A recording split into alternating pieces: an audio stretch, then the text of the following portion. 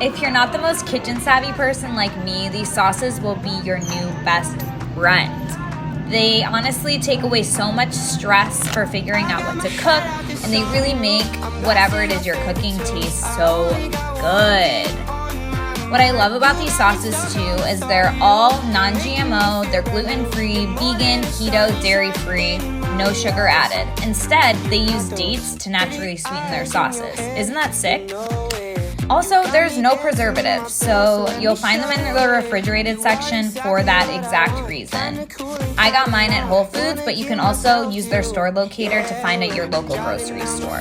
Okay, back to my fabulous salad. I'm just throwing in what I have on hand here, which is a bunch of greens, some veggies, and some sliced nuts. Seriously, guys, I cannot stress this enough. Try Haven's Kitchen sauces. They make cooking so much easier. You can use them for breakfast, lunch, dinner, snacks. They're so applicable to so many different things, and they're delicious. Ooh, one more squeeze for good luck, obviously.